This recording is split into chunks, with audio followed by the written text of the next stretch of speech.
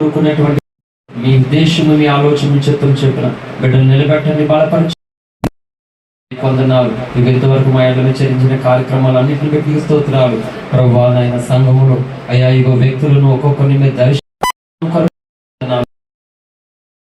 ప్రభా అయ్యా ఈ రెండవ సందేశము ద్వారా మాతో మాట్లాడి ఈ వారం దినాలు మేము లోకంలోకి వెళ్తున్నప్పుడు ఎలా ఉండాలో ప్రభా అయ్యా మాకు మరొకసారి తెలియపరిచి నీవే బలపరిచి మీ నామానికి మహిమ పొందుకోమని మా ప్రియుడి రక్షకుడైన యేసయ్య నామమున ఈ ప్రార్థన అడిగి వేడుకుంటున్నాం తండ్రి.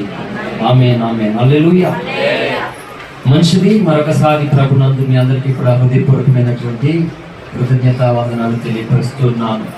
అనేక మార్లు ధ్యానం చేసుకున్నటువంటి లేఖన భాగమే అయినప్పటికీ దేవుని మాట మనకి అవసరము. హల్లెలూయా. నీ ఇంటిని కూర్చున్న ఆసక్తి నన్ను భక్షించి ఉన్నది అన్నాడు భక్తుడైనటువంటి దావీదు. దేవుని కార్యముల పట్ల ఆసక్తి. హల్లెలూయా. ఈరోజు దేవుణ్ణి ఆరాధించడానికి పూనుకున్నటువంటి మన పట్ల దేవుడు కోరుకుంటున్నది ఏంటంటే నీవు ఆసక్తి కలిగినటువంటి వ్యక్తిగా ఉండాలి. దావీదు దైవ కార్యాల పట్ల ఆసక్తి కలిగినటువంటి వాడిగా ఉన్నాడు. కానీ దావీదు ఒక బలహీనుడు, దావీదు ఒక చిన్నవాడు. ఈరోజు నీ బలహీనతను బట్టి ఆసక్తి లేని వ్యక్తిగా ఉండడానికి వీల్లేదు. నీ స్థితిని బట్టి ఆశ లేని వ్యక్తిగా ఉండడానికి వీల్లేదు. బైబిల్లో ఒక లేఖనం సాక్ష్యం ఇస్తుంది. ఏంటి అంటే ఆయన ఆశపడు ప్రాణాన్ని తృప్తిపరుస్తాడట.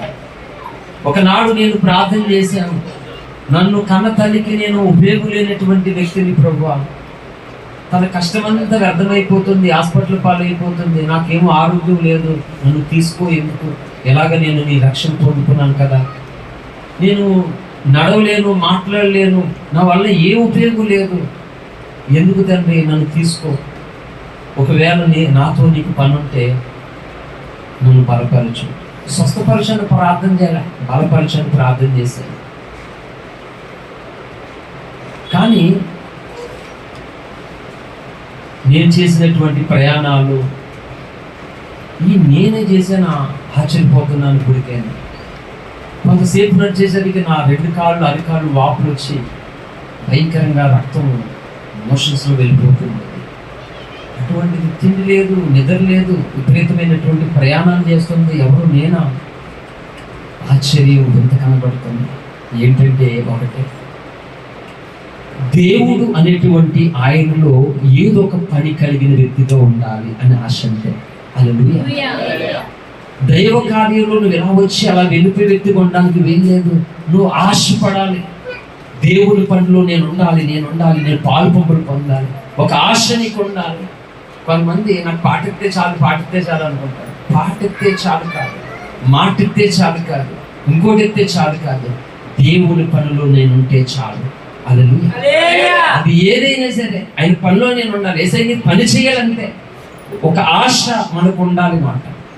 ఆశ లేకపోతే, నేను చెప్తున్నాను, నీలో ఆశ లేకపోతే, దేవుని గురించిన ఆశ లేకపోతే దేవుడు చేయలేడు ఏమి. దేవుడు ఒక కార్యం నీ జీవితంలో జరగకపోవడానికి దేవుడు చేయాలనుకున్నటువంటి కార్యం జరగకపోవడానికి ఫస్ట్ కారణం మనమే అయిపోతాం. ఎట్టి పరిస్థితుల్లో మనం అవడానికి వీల్లేదు అసలు. హల్లెలూయా. మనము దైవ కార్యం జరగడానికి మొదటి కారణం మనం అవ్వాలన్నమాట. మనం అవ్వాలి మొదటి కారణం. దేవుడిని అలా కోరుకున్నప్పుడు నువ్వు అంత ఆశపడుతున్నావు చూసావా, ఆశ పెట్టి ఆయన చేయడానికి దిగి రావాలన్నమాట. అందుకు ఆశపడు ప్రాణాన్ని ఆయన తృప్తిపరుస్తాడట. ఈరోజు ఈ ఆశ లేనందువలన మన ఆశలు ఆవిరైపోతున్నాయి, చల్లారిపోవడానికి వీల్లేదు. నేను చెప్తున్నాను, బైబిల్ గ్రంథాన్ని అంతా ధ్యానం చేస్తే, పరిశీలన చేస్తే ఎవరైతే ఆశ కలిగి ఉన్నారో వాళ్ళు అబ్బో చల్లారిపోయినట్టు చరిత్ర లేదు. హల్లెలూయా.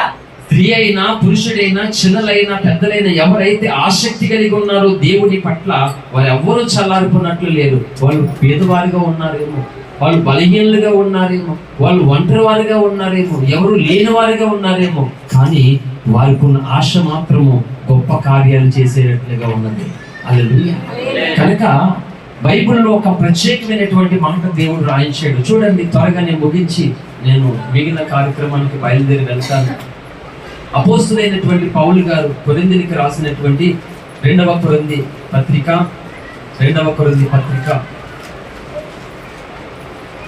8వ అధ్యాయము 16వ వచనం.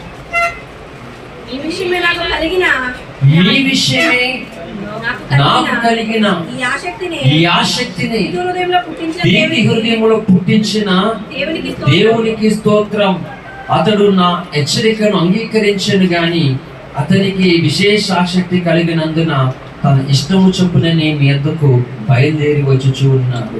హల్లెలూయా. ఆ 16 అన్నాడు, మీ విషయమే నాకు కలిగిన ఈ ఆసక్తిని తీతు హృదయంలో పుట్టించిన దేవునికి స్తోత్రం. హల్లెలూయా.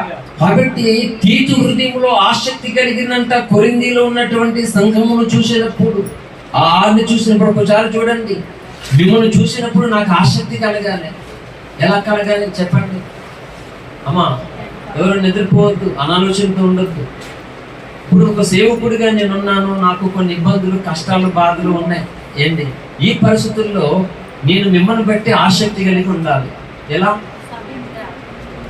ఎలా ఉండాలి చెప్పండి? మాట్లాడండి. నువ్వు నడిచే విధానాన్ని పెట్టి, దేవుని పట్ల నీకున్న కమిట్మెంట్ పెట్టి, దేవుని కొరకు నీకున్న రోషాన్ని పెట్టి, నీ వినయాన్ని పెట్టి, దైవ భయమును పెట్టి, దేవుని సన్నిధిలో నీవు ఉండి క్రమశిక్షణ పెట్టి, దైవజనుడిగా నేను ఎలా ఉండాలి? మిమ్మల్ని చూసి నాకు ఆసక్తి కలగాలి, ఆశ కలగాలి. హల్లెలూయా. సంఘంలోనూ కూడా అలాగే నువ్వు వచ్చి వెళ్ళిపోయేటట్లుగా ఉండడానికి లేదు.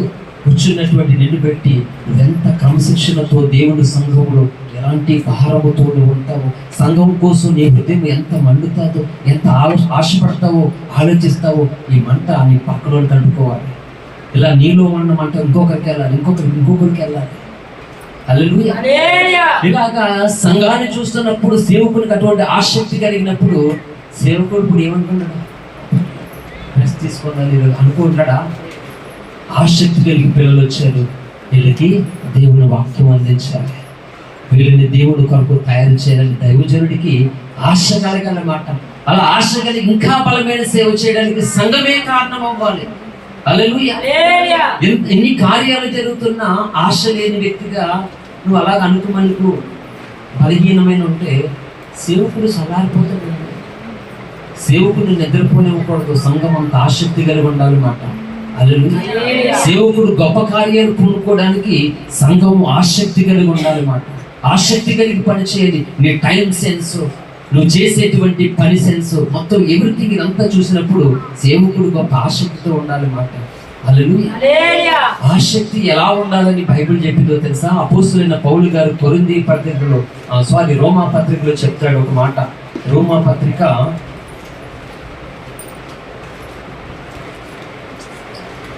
10వ అధ్యాయము 2వ వచనం చదవండి. వారు దేవుని యందు ఆసక్తి గలవారని. ఒక మాట ఆలోచించండి.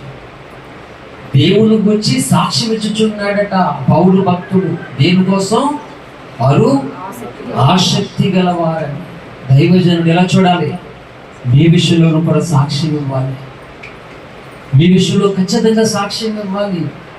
లేఖనాలను మనం జ్ఞాపకం చేసుకుంటున్నప్పుడు సంఘాలను గురించి దైవజనుడు సాక్ష్యం ఇచ్చారు. హల్లెలూయా.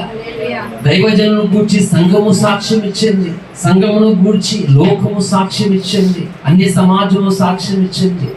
ఈ సాక్ష్యాలు సార్థకతంగా నిలవడానికి మనం ఆసక్తి కలిగిన వారిగా ఉండాలి. హల్లెలూయా. ఆసక్తి ఉండాలట. ఆ ఆసక్తి ఎలా ఉండాలో కూడా లేఖనం చెప్పింది అక్కడ. కంటిన్యూ చదవండి. అయినను వారి ఆసక్తి. ఆమేన్. చూడండి, ఫస్ట్ వారి ఆసక్తి మంచిదని మెచ్చుకున్నాడు దైవజనుడు. వారు దేవుని యందు ఆసక్తి గలవారని వారిని గూర్చి సాక్ష్యం ఇచ్చుచున్నాడు. దేవుని గూర్చి ఆసక్తి గలవారని అంట దైవజనుడే సాక్ష్యం ఇస్తున్నాడు. మళ్ళీ ఏం చెప్తున్నాడు? ఆ ఆసక్తి. చూసారా, మొదటి వాక్యంలో చెప్పాను ఒక మాట. నడిచే నడక దేవునితో నడిచేది ఎలా ఉండాలి? జ్ఞానముతో కూడిన క్రమం, ప్రేమతో కూడిన క్రమం, వినయముతో కూడిన క్రమం, భయముతో కూడిన క్రమం, భక్తితో కూడినటువంటి క్రమం. హల్లెలూయా. ఇది లేనటువంటి వ్యక్తిగా ఉండకూడదు. సిగ్గు సంతలో వదిలేయండి, భయం బజార్లో వదిలేయండి. భయం లేని పెట్ట బజార్లో గుడ్డెట్టిందంటారు. అలాగా ఏంటి, భయాన్ని బజార్లో వదిలేద్దాం. ఈ రోజు నుంచి మన సిగ్గును సంతలో వదిలేద్దామాట. దేవుని కొరకు నువ్వు ఎలా ఉండాలంటే జ్ఞానముతో కూడిన ఆసక్తి ఉండాలి. హల్లెలూయా. కొంతమందికి ఆసక్తి ఉందంటే కానీ ఎలా లేదట, జ్ఞానానుసారంగా లేదట. అదేంటి? అందుకే మీరు నన్ను వెంబడించాలి, ఖచ్చితంగా తప్పదు. సేవకుడు సైలెంట్గా ఎందుకుంటాడు, మౌనంగా ఎందుకుంటాడు, కాముగా ఎందుకుంటాడు, స్లోగా ఎందుకుంటాడు, స్పీడ్గా ఎందుకుంటాడు? మీరు ఎన్ని విషయాలు ఫాలో అవ్వాలి ఖచ్చితంగా. నేను ఇవన్నీ కూడా ఓఫీ గారిని చూసి నేర్చుకుంటూ వస్తున్నాను అన్నమాట. హల్లెలూయా. ఆసక్తి మంచిదే, కానీ ఆ ఆసక్తి సంఘానికి నష్టం కలగకూడదు, దైవజనుడికి నష్టం కలగకూడదు. నువ్వు చేస్తున్నటువంటి భక్తి మంచిదే, ఆ భక్తిని బట్టి దైవజనుడిని దూషించకూడదు, దైవజనుడికి వ్యతిరేకత రాకూడదు. అంటే జ్ఞానానుసారమైన ఆసక్తి కలిగినటువంటి వ్యక్తిగా ఉండాలి. సింపుల్గా అంటే ఎవరి దగ్గర తయారవరా నువ్వు అంటారు. ఏమంటారు? ఎవరి దగ్గర తయారవ్వ అంటారు. ఆ మాట అనిపించుకోరా? ఎలా అనాలి? బాబు మీరు ఎవరి దగ్గరికి వెళ్తున్నారు అనాలి. అంటే నీ ఆసక్తి, నీ జ్ఞానం, నీ భక్తి అవతల వాళ్ళకి అలా కనబడాలన్నమాట. హల్లెలూయా. అందుకే కొందరు ఆసక్తి ఉందంటే కానీ జ్ఞానానుసారంగా లేదట. మనం చేసే ప్రతిదీ ఎంత ఆసక్తితో మనం ఉండాలో అంత జ్ఞానానుసారంగా ఉండాలి. ఎప్పుడు ఎక్కడ ఏది ఎలా అప్లై చేయాలో ఆ కాన్సెప్ట్లో మనం ఉండాలి. హల్లెలూయా. ఖచ్చితంగా ఎంత ఫాలో అవ్వాలి, ఖచ్చితంగా ప్రతిదీ ఒక నియమం ప్రకారంగా మనం వెళ్ళాలి. దేవుడు ప్రతిదీ కూడా ఆర్డర్ బై ఆర్డర్గా పెట్టాడు మాట దేవుడు. హల్లెలూయా. కనుక సంఘమును చూసినప్పుడు ఆసక్తి కలిగిన వాడు ఉన్నాడట పౌలు. అంతేకాదు ఆ ఆసక్తి కీదు హృదయంలోనూ కూడా పుట్టిందంట. నీ ఆసక్తి నా హృదయంలో పుట్టాలి, నాకు ప్రేరణ కలగాలి. ఒక మాట అంటున్నాను, నన్ను చూసినప్పుడు నీకు ఎలాంటి ఆసక్తి కలగడం లేదా? సంఘానికి చెప్పండి, కలగడం లేదా? నన్ను చూసినప్పుడు ఎలాంటి ఆసక్తి కలగడం లేదా? మాట్లాడండి, మిమ్మల్ని అడుగుతున్నా. కలగకపోతే అడుగుతాను యేసయ్యని. నన్ను సంఘం చూసినప్పుడు వాళ్ళకి ఆసక్తి కలగాలి యేసయ్య, నన్ను చూస్తున్నప్పుడు నా సంఘానికి ఆసక్తి కలగాలి యేసయ్య అని నేను భారంగా ప్రార్థన చేస్తాను. చెప్పండి, కలుగుతుందా లేదా? ఏంటి? మీరు వస్తున్నటువంటి సేవకుడు సామాన్యమైనటువంటి వాడు కాడు. ఎవరైనా చెప్పండి, మీ సేవకుడు ఎవడో చెప్పండి. ధనవంతుడా, బలవంతుడు, అజానుభావుడు, సిక్స్ ప్యాక్ మీ పాస్టర్ గారికి ఉందా లేదా అంటే ఒకటి చెప్పండి, మా పాస్టర్ గారు సామాన్యుడు కాదు అని చెప్పండి. అవునా? ఏ అంటే ఎందుకో తెలుసా, మా పాస్టర్ గారికి ఒకటే పేరు ఉందని చెప్పండి. హల్లెలూయా. మీరు రెండు పేర్లు ఉన్న వ్యక్తి దగ్గరికి వెళ్ళట్లేదు, ఒకటే పేరు ఉన్న దగ్గరికి వస్తున్నారు మీరు. కొంతమంది రెండు పేర్లు ఉన్నా మళ్ళీ అంటారు, పేరు తీసుకుని మళ్ళీ వేసుకుంటాడు. వాళ్ళకి ఆల్రెడీ రెండు ఉన్నాయి, మళ్ళీ వేసేసుకుంటారంట. కాబట్టి మీరు భయపడక్కర్లేదు, నాకు ఒకటే ఉంది, ఇంకా మెల్ల వేసుకునేది ఏం లేదు, లోపడే లేదు, ఇంకా మెల్ల ఏం వేసుకుంటాను నేను. హల్లెలూయా. కానీ ఒకటి నిజమే, దేవుడు ఎన్నుకొని ఏర్పాటు చేసుకొని వివిధ సైన్య సభ భీకర రూపిణకు ఒక సంఘాన్ని, ఒక భార్యను, ఒక వధువు సంఘాన్ని తయారు చేస్తున్నటువంటి పనికి నన్ను ఒక పనివాడిగా పెట్టుకున్నాడు ఆయన. హల్లెలూయా. అందుకే నాకంటే బోడు మంది గొప్పవాళ్ళు, జ్ఞానవంతులు, బలవంతులు ఉన్న వాళ్ళు కాళ్ళు గోటికి కూడా నేను సరిపోను. వాళ్ళు విమర్శించడం కాదు, వాళ్ళు ఏం చేయడానికి కూడా నాకు అర్హత లేదు, యోగ్యత లేదు, ఏమీ లేదు. అసలు నాకు అప్పగించినటువంటి పని మీద దృష్టి పెట్టి వెళ్తున్నాను అంతే. ప్రార్థన యందు ఆసక్తి కలిగి ఉండాలి. ఈరోజు ప్రార్థన పట్ల ఆశ లేదు చాలా మందికి. నేను చెప్తున్నాను, గుర్తుపెట్టుకో. ఎంత జ్ఞానము నీకు ఉన్నా, ఎంత బలము నీకున్నా, ఎంత ధనము నీకు ఉన్నా, ఎన్ని కృపావరాలు నీకున్నా, నువ్వు సింగర్ అయినా, ఆరాధకురాలైన వాక్య అన్ని మర్మాలు తెలిసిన ప్రార్థన అనేటువంటి వెలితి గనక నీలో ఉంటే అవన్నీ కూడా శూన్యం. ప్రార్థనకు ఇవన్నీ కూడా సరికాదు అసలు. నేను రాత్రి ఇక్కడ మోకాళ్ళ ప్రార్థనలో కన్నీరు కాచి అన్ని భాషలు నోటితో ధారాళంగా అన్ని భాషలతో స్తుతిస్తాను. నాకు ఓపిక లేదు, నీరసంగా ఉంది, బాధ ఉంది, ఇబ్బంది ఉంది, పెయిన్ వస్తుంది. ఇదంతా కూడా అన్ని భాషలతో భయంకరమైనటువంటి దెయ్యాల సమూహాన్ని బంధిస్తున్నాను అన్నమాట. ఆ ప్రార్థనలో నేను అన్ని భాషలతో నేను ఏం మాట్లాడుతున్నానో ఆ ప్రతి మాటకు కూడా నాకు ఖచ్చితంగా అర్థం తెలుస్తుంది నాకు. హల్లెలూయా. సేమ్ టైం నేను అక్కడ ప్రార్థిస్తున్నాను. ప్రార్థన నేను ఎన్ని ప్రసంగాలైనా చేయని ప్రభా, ఎలాంటి ప్రసంగాలైనా చేయని, ఎట్టి పరిస్థితుల్లోనూ ప్రసంగాల కంటే నా ప్రార్థన పైనే ఉండాలి. ప్రసంగాలకి మించిన ప్రార్థన నాలో తగ్గడానికి వీల్లేదు ప్రభా అని ప్రార్థన చేస్తూనే ఉన్నాను అన్ని భాషలతోటి. అన్ని భాషల్లో చేస్తున్నాను. ప్రతిదీ కూడా అంటే నేను నోటితో పలుకుతుంటే నాకు నేను తెలుగులో మాట్లాడాను, ఇంగ్లీష్లో మాట్లాడి నాకు అర్థం ఉన్నట్లుగా అన్ని భాషలతో చేస్తున్న ప్రార్థనకి అన్ని కనబడుతున్నాయి. ఆ టైంలోనే కృపను సోదరు ధనంజని దేవుడు చూపించింది. అన్ని భాషలతో మాట్లాడుతున్నప్పుడే. హల్లెలూయా. కాబట్టి ప్రార్థన చేయడానికి చాలా మందికి ఆసక్తి ఉంటలే. నేను చెప్తున్నాను, ప్రార్థనలు ఫెయిల్ అవుతాను, అన్ని విషయంలోనే ఫెయిలే. ఈఎం బౌన్స్ గారు తన రచనలు చెప్పారు. నిన్న పాస్టర్ గారికి చదువు వినిపిస్తే అర్థం కాదు, భక్తుల రచన అర్థం కావు. అందుకే మహాత్మా గాంధీ అన్నారు, ఒక చిరిగిన చొక్కా అయినా కొనుక్కో, వేసుకో, ఒక మంచి పుస్తకం కొనుక్కో అన్నాడు ఆయన. ఒక మంచి పుస్తకం, ఒక మంచి భక్తుడు అంత ఈజీగా అంత తొందరగా అర్థం కాడు, కానీ అందరికీ అందుబాటులో ఉంటాయి. అర్థమవుతుందా? అందుబాటులోనే ఉంటాయి. యేసుక్రీస్తు ప్రభు మానవ లోకానికి ఉన్నంత అందుబాటులో మరి ఎవరూ లేరు. పురాణాలలో ఉన్నటువంటి మంత్రం అలా ఉన్నట్లుగా పలకకపోతే, ఇంగ్లీష్లో ప్రొనౌన్స్ అంటారు, అలా పలకకపోతే నీ మీద దాడి చేస్తే ఆ మంత్రం విఫలమైపోయి నీకు నష్టం, ప్రమాదం వచ్చేస్తుంది. కానీ బైబిల్ దేవుడు ప్రార్థన ఆలకించే దేవుడు. పాస్టర్ గారు మూలవాక అదే చెప్పాడు కదా, ప్రార్థన ఆలకించేవాడని 65వ కీర్తనలో వాక్యం చెప్పారు కదా శుక్రవారం నాడు ఇక్కడ. హల్లెలూయా. ఆ ప్రార్థన ఆలకించు దేవునికి మనం మట్టి పెదవులతోటి ఎలా చేసినా ఆయన అర్థం చేసుకుంటాడు అన్నమాట. నేను బైబిల్ చదివే విధానం, భక్తులు రాసినటువంటి బుక్స్ చదివేటువంటి విధానం, నువ్వు ఏ భావజాలంతో వాళ్ళతో ఆ మాటలు ప్రార్థించావో ఆ అర్థం నాకు అర్థం అవ్వాలి ప్రభు. దాన్ని ప్రార్థన చేసి చదువుతాను పుస్తకాలు బైబిల్. దేవుని మహాకరుడు నాకు చదివింది ఏది గుర్తుండదు, మర్చిపోతాను, మట్టుకున్నాదంతా. కానీ ఈ ప్రార్థన అయితే నేను ఇంతకాలంగా చేస్తూనే ఉన్నాను. హల్లెలూయా. దేవుడు ఏ ఉద్దేశం కొరకు, ఏ భావజాలంతో భక్తులతో ఆ మాటలు రాయించాడో ఆ మాట నాకు అలా అర్థం అవ్వాలని ప్రార్థన చేసుకుంటాను. ప్రసంగాలైనా అంతే. ఎందుకో తెలుసా, ఆ మాట నీకు నానా రకాలుగా అర్థం అవుతుంది. నానా రకాలుగా అర్థం కావడానికి దేవుడి ఉద్దేశం కాదు. దేవుడు ఒక అర్థంతో ఆ మాట రాయించాడు, దేవుడు ఒక అర్థం కొరకు ఆ మాట పలికించాడు. ఇప్పుడు ఆ మాట నువ్వు ఏం చేస్తున్నావు? నీ సొంత అర్థం తీసుకుంటున్నావు, నీ సొంత జ్ఞానంతో దాన్ని ఆలోచిస్తున్నావు. ఇప్పుడు అది నీలో ఏమవుతుంది? విఫలమైపోతుంది, నష్టపోతున్నావు. అందుకే ఎన్నడూ నష్టలేదు. తింటాను భోజనం, మంచి భోజనం పెట్టేదమ్మ, విరేచనలు వాంతులు పాలు అయిపోయేది, బాధపడి ఏడ్చేవాళ్ళు. అందుకే మొండోళ్ళు తెగించి మొత్తం మెడిసిన్ మాడేసి మీరేది తింటే అదే పెట్టండి, నాకు ఇంకోటి వద్దు అసలు అని మొత్తం కోపం వచ్చేసి రకరకాలుగా ఇంట్లో అలర్ చేశాను. మంచి ఫుడ్ ఎట్టినందుకండి, ఎట్టపద్దు గడబెట్టాలి, ఎట్టందుకు గడబెట్టువని. ఎందుకంటే నేలపాలైపోతుంది అంతా. కానీ నేను తిన్న ఆహారం నేలపాలైపోయిందేమో, కానీ యేసయ్య మాట్లాడుతున్నటువంటి ఏ మాట కూడా నేలపాలు కాలేదు. మా గుండెల్లో అన్ని కూడా ఓ గొప్ప మహాశక్తిగా కట్టబడి ఉంది. హల్లెలూయా ఉన్నది. అందుకే ఈ ధైర్యం నాకు, అందుకే ఈ బలం నాకు. హల్లెలూయా.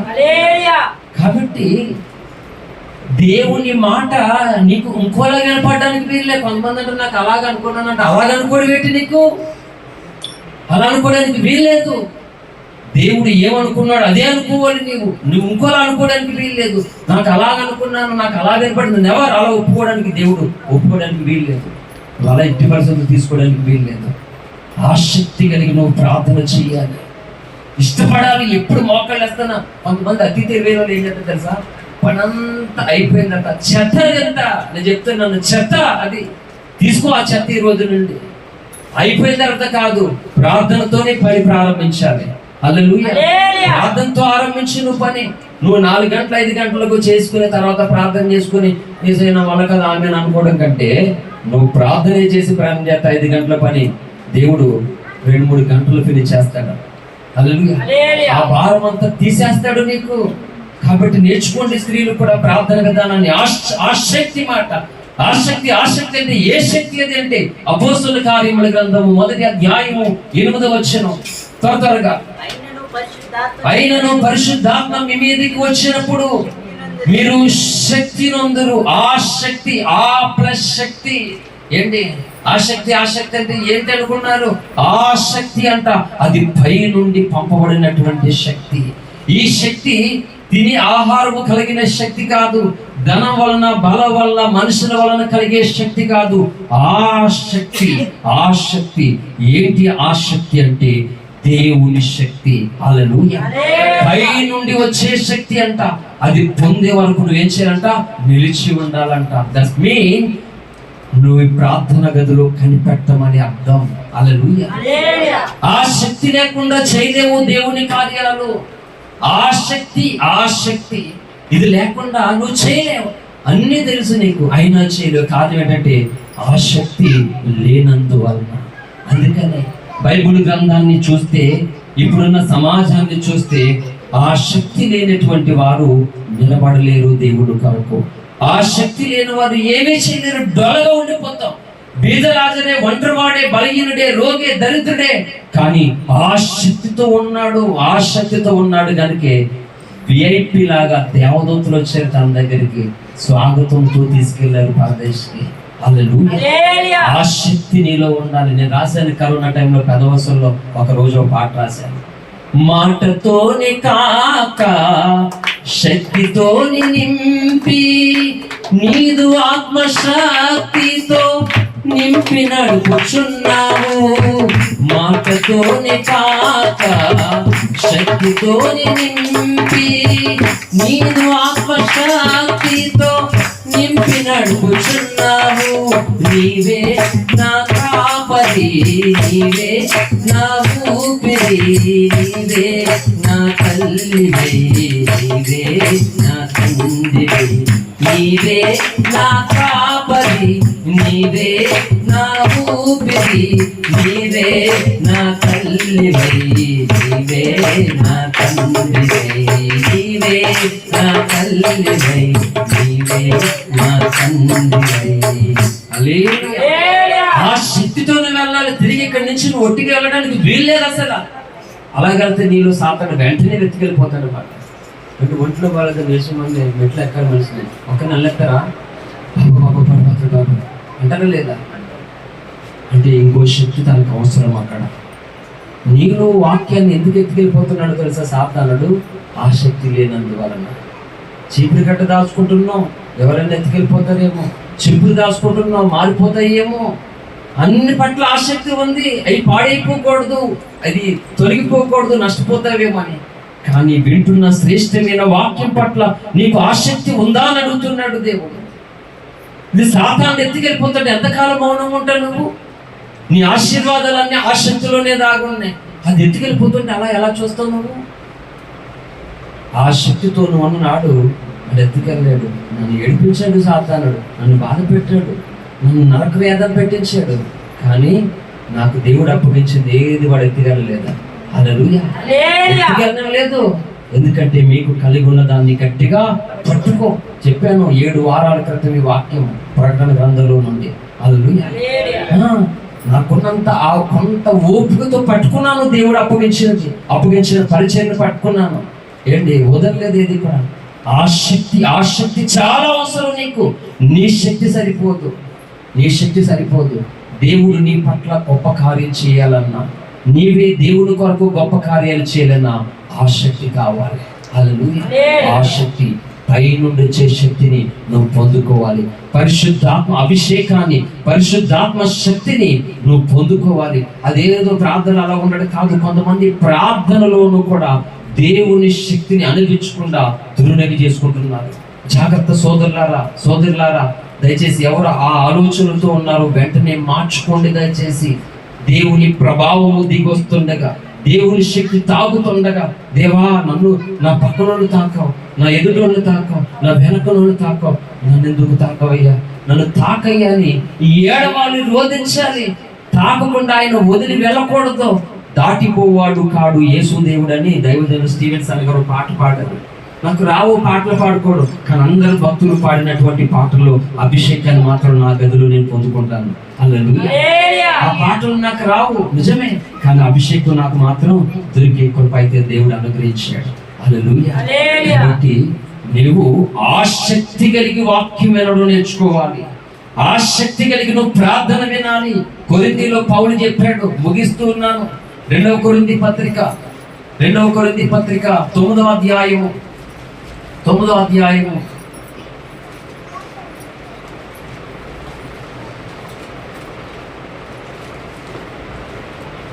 3వ వచనం.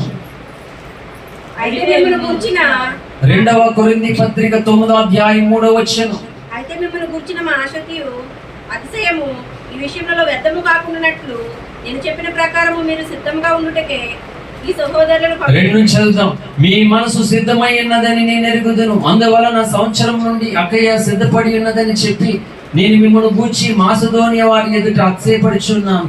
మీ ఆసక్తిని చూచి అనేకులు ప్రేరేపింపబడిరి. హల్లెలూయా. అయితే మిమ్మల్ని గూర్చిన మా అతిశయము ఈ విషయంలో వ్యర్థము కాకున్నట్లు నేను చెప్పిన ప్రకారం మీరు సిద్ధముగా ఉండుటకే ఈ సహోదరులను పంపితిని. హల్లెలూయా. సేవకుడిగా నేను కోరుకునేది, నేను ఆశపడేది ఒకటే, మీ ఆసక్తిని బట్టి అనేకులు ప్రేరేపింపబడాలి, సేవకులు ప్రేరేపింపబడాలి, అన్యులు ప్రేరేపింపబడాలి, ఇతర విశ్వాసులు ప్రేరేపింపబడాలి. అటువంటి ఆసక్తిని దేవుడు మీలో చూడాలని కోరుకుంటూ ఉన్నాడు. ఒక సేవకునిగా అదే ప్రార్థన, ఆ సమయంలో లేచి చేసిన ప్రార్థన. ఆదివారం మొత్తానికి ఇప్పుడు జరుగుతున్న ఆరాధన స్థలంలో ఎవరు మిస్ కాకూడదు ప్రభా, ఎవరు మిస్ కాకూడదు, నీ పిల్లలందరూ నీ సన్నిధిలో ఉండాలి ప్రభా అని నేను ప్రారంభంగానే ప్రతి ఆదివారం చేస్తాను ఆ ప్రార్థన. కొంతమంది మానేస్తారు, ఎందుకు మానేసారో తెలియదు సేవకుడికి. నేను ఒక మాట చెప్తున్నాను, ఆదివారం నువ్వు రాలే, ఎందుకో రావడానికి అవ్వలేదు, మానేసా, ఓకే సంగతి.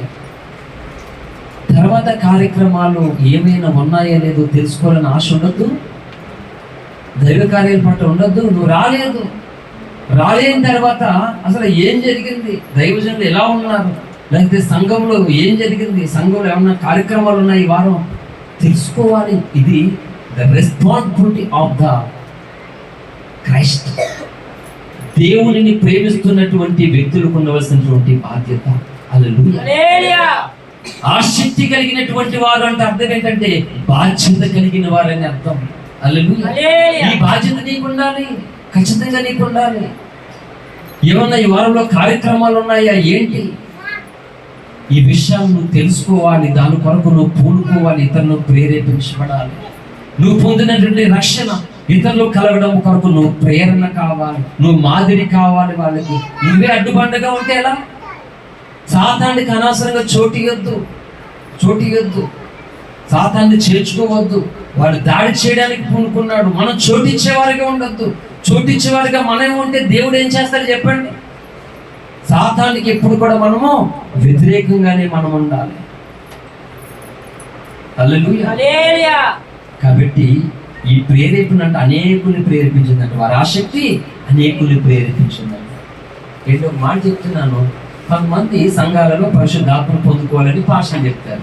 మేము పరిశుద్ధాత్మను పొందుకోవాలని విశ్వాసులు ప్రార్థన చేస్తున్నారు లేదా పరిశుద్ధాత్మ పొందాలని చేస్తున్నారా? ఓకే, ఒక మాట, ఎందుకు పొందుకోవటం? పరిశుద్ధాత్మ పొందుకుని ఏం చేస్తాం? ఎందుకు కావాలి నీకు? దేవుడు అడుగుతాడు. ఇలా డాక్టర్ గారి దగ్గరికి వెళ్ళావు, ఏమైందని అడుగుతాడా లేదా? అడగకుండానే రాగానే సూట్ తీసుకుని కొట్టేస్తాడా? చేయడు కదా, అడుగుతారు కదా డాక్టర్ గారు. నువ్వు ప్రార్థన చేస్తున్నావు కదా, దేవుడు అడుగుతాడు కదా. నా ప్రార్థన శైలిలో A to Z ప్రతిదీ దేవునికి వివరించి ప్రతిదీ చెప్తాను. నేను మీకు ప్రసంగం ఎంత వివరించి చెప్తున్నానో అంతకు మించి వివరంగా నా ప్రార్థన ఉంటుంది దేవుని దగ్గర. ప్రతిదీ ఎక్స్ప్లెయిన్ చేసి చెప్తాను. హల్లెలూయా. ఓకే, పరిశుద్ధాత్మను అడుగుతున్నా దేని కొరకు? నేను అడిగాను పరిశుద్ధాత్మ దేని కొరకు తెలుసా? నేను చూసుకున్నాను, నేను బలహీనుడిని, నా వల్ల ఏమవుతుంది, దుష్టుని నేను ఎదిరించడమా? ఇగో ఫుట్బాల్ ఆడుకుంటున్నాడు 2 సంవత్సరాలుగా. కాబట్టి దుష్టులు కోటలో కూల్చడానికి, నీ రాజ్యాన్ని స్థాపించడానికి నీ శక్తి నాకు కావాలయ్యా, నన్ను అభిషేకించు. ఇది నా ప్రార్థన. నువ్వు పరిశుద్ధాత్మ పొందుకుని ఏం చేస్తావు? పక్కన అటు ఇటు తనేస్తావా? గట్టిగా ఆంజనేయులు తనేస్తావా? అందుకే చెప్తున్నాను, క్రమముతో కూడిన, జ్ఞానముతో కూడిన క్రమం ఉండాలి. ఓకే, పరిశుద్ధాత్మను పొందుకున్నాం.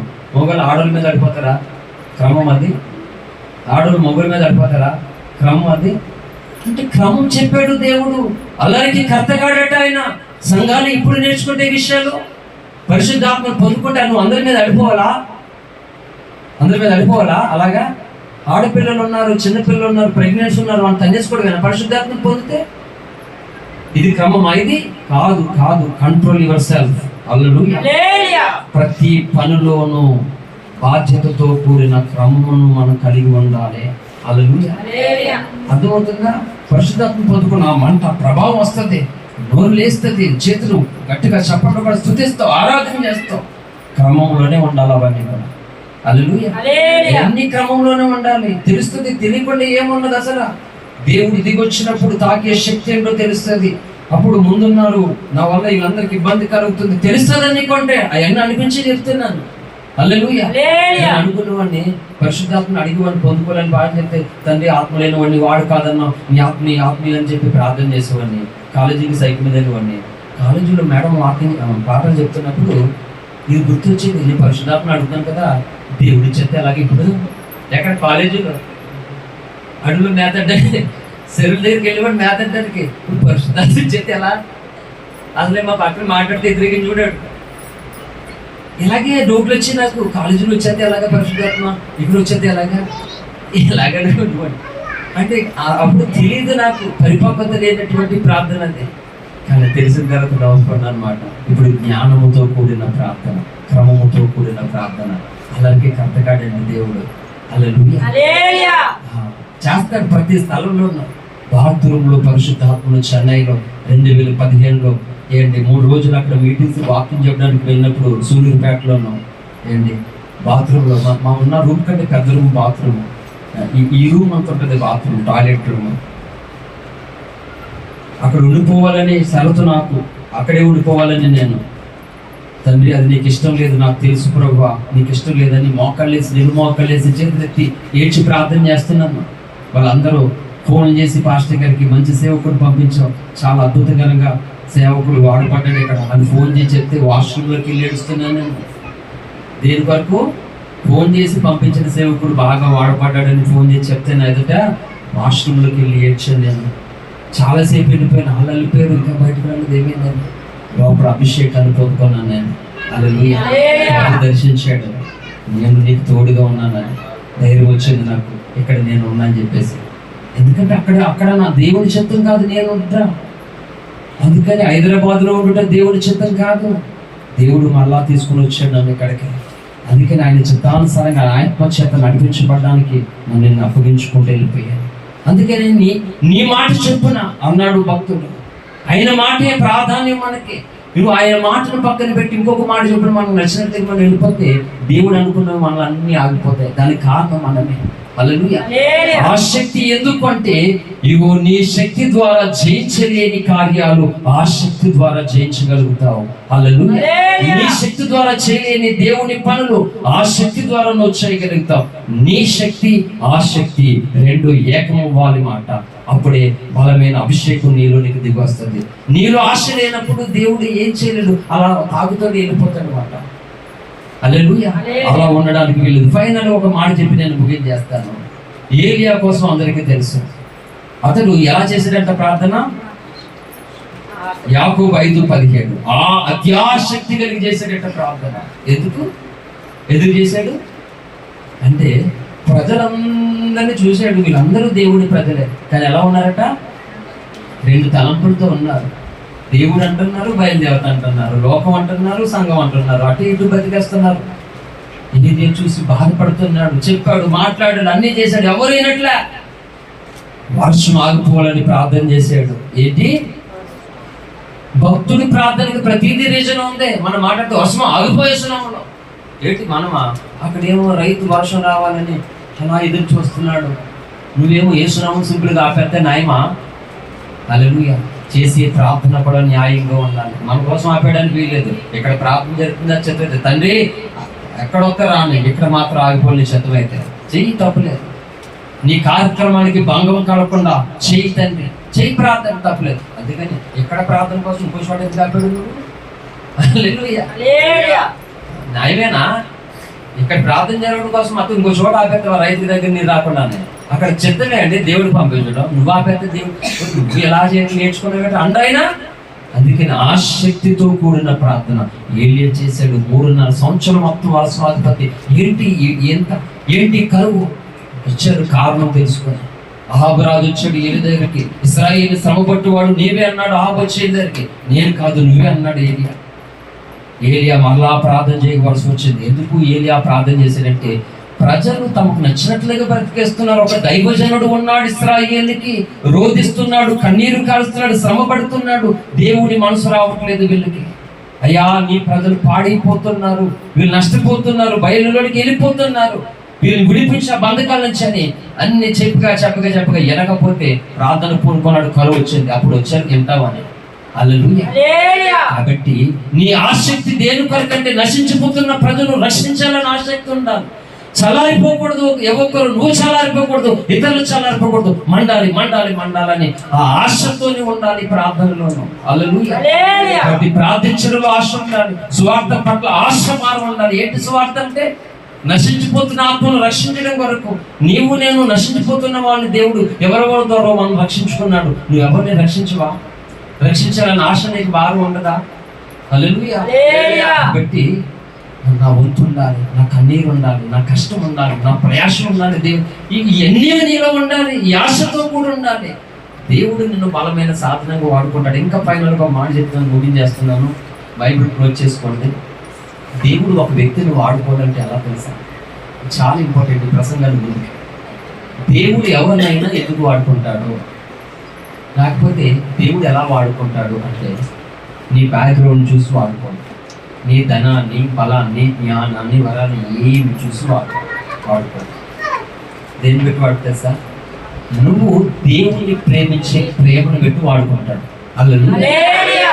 దేవుని పట్ల నువ్వు నేను నమ్మకాన్ని పెట్టి వాడుకుంటాడు. నువ్వు ప్రేమ లేని వ్యక్తి అయితే వాడుకుంటాడా?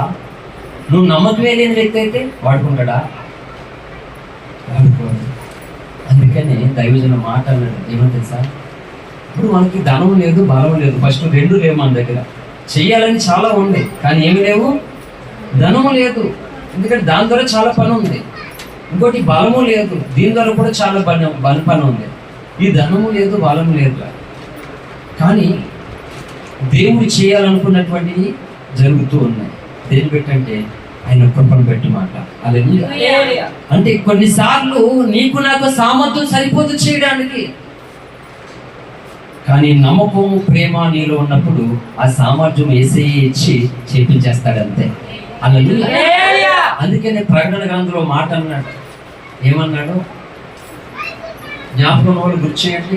2వ అధ్యాయం అనుకుంటాను ప్రకటన గ్రంథంలో. ఏమన్నాడు యేసయ్య? ప్రకటన గ్రంథం 2వ అధ్యాయంలో, నీ శ్రమను నీ దరిద్రతను నేను ఎరుగుదును, అయినను నీవు ధనవంతుడు. శ్రమ ఎరుగుడంత దేవుడు దరిద్రుడు అంటారు, అయినా ఎవరంట వాళ్ళు ధనవంతులేనంట. అది ఎలా ధనవంతుడు? శ్రమ చూసేటట్ట, దరిద్రత చూసేటట్ట, అయినా ధనవంతులేనంట. ఎందుకంట? దేవుడి నామం నిమిత్తం నువ్వు అలియలేదు అన్నాడు. హల్లెలూయా. నీకు ఓపిక లేకపోయినా, నీకు ధనము లేకపోయినా, బలము లేకపోయినా, నా నామం నిమిత్తం నీవు అలయలేదని నేను ఎరుగుదును అన్నాడు. మరి అందులో ఇంకొక చోట అన్నాడు మళ్ళా, దేవుడి నామం నిమిత్తం 7 సంఘాలతో మాట్లాడుతున్నటువంటి మాట, నా నామం నిమిత్తం నువ్వు అలసిపోలేదని నేను ఎరుగుదును అన్నాడు దేవుడు. ఎస్, దేవుని నామము కొరకు నువ్వు ఎంత ప్రయాసపడుతున్నావు, ఎంత కష్టపడుతున్నావు, ఎంత ఆసక్తి కలిగి ఉన్నావో ఇది చూసి దాన్ని పెట్టి వాడుకుంటాడు, దాన్ని పెట్టి అభిషేకిస్తాడు. చాలా మంది అభిషేకం పొందారు, ఏం చేస్తున్నారు? సైలెంట్గా ఉన్నారు. దానికి అభిషేకం పొందుకోవడానికి అంటే సంఘాల్లో ఆలీలు తనడానికి అభిషేకం పొందుకోవడానికి కాదు, దేవుని కార్యాలు ప్రజలకు చూపించడం కొరకు, సాతాను కోటలు కోర్చడం కొరకు ఆ ఆసక్తి, ఆ అభిషేకాన్ని పొందుకోవాలన్నమాట. ఎప్పుడు పొందుతుంది? హల్లెలూయా. కనుక మనం అనుకుంటున్నాం, నువ్వు స్త్రీలు కదా, నేనేం చేయగలను, వాళ్ళు ఏమవుతుంది అని నువ్వు సలారిపోతున్నావు. అంటే ఆసక్తి ఇక్కడ లేదు. నాకు డబ్బులు లేవు కదా, నేనేం చేయగలను, నేను చేయలేను. ఇలాగ నీకు నువ్వేం చేస్తున్నావు తెలుసా? ఆసక్తిని ఆవురు చేసేసుకుని చల్లారు చేసుకుంటున్నావు, నీకు నీవే చల్లారు చేసుకోండి. దేవుడు ఏం చేస్తాడు? హల్లెలూయా. ఆశయం నీకు ఉండాలి, ఆసక్తి నీకు ఉండాలి. అవి ఉన్నప్పుడు లేని సామర్థ్యం దేవుడే ఇస్తాడు. హల్లెలూయా. నాకు ఎక్కడో సామర్థ్యం ఉంది, ఎక్కడో ఒప్పుకుంది, నాకు నా వల్ల ఏమవుతుంది, ఏమవుతుంది, కానీ ఆశ ఉంది అంతే, దాన్ని వాడుకుంటున్నాడు అంతే. యేసయ్య జరిగిన చేతను మొత్తం అంతా. హల్లెలూయా. కాబట్టి నీ నమ్మకంతో, నీ సామర్థ్యంతో, నీ బలంతో, ఇదంతా ఏమీ చేయలేవు. క్రీస్తునందరి నీకున్న ప్రేమ, ఆయన పట్ల నీకున్న నమ్మకం, ఆ విశ్వాసమే దేవుడు నిన్ను వాడుకోవడానికి కారణం. అంతే. చెప్పండి, ఇంకేం కావాలి నీకు? వాడుకోడా దేవుడిని? చెప్పు, వాడుకుంటాడు వాడుకోడా? వాడుకుంటాడు. ఇది ఫాలోవర్స్ మాట. కాబట్టి దావీదు ఎవరంట? మూలవాక్య ప్రకారంగా దేవుడి ఇంటిని కూర్చిన ఆసక్తి కలిగిన వాడట. నీ ఇంటిని కూర్చిన ఆసక్తి నన్ను భక్షించేస్తుంది అన్నాడు. కనుక మనం దేవుని కొరకు పట్టించుకోలేని వ్యక్తులు ఉండకూడదు. చింత ఉండాలి, బాధ ఉండాలి, వేదన ఉండాలి.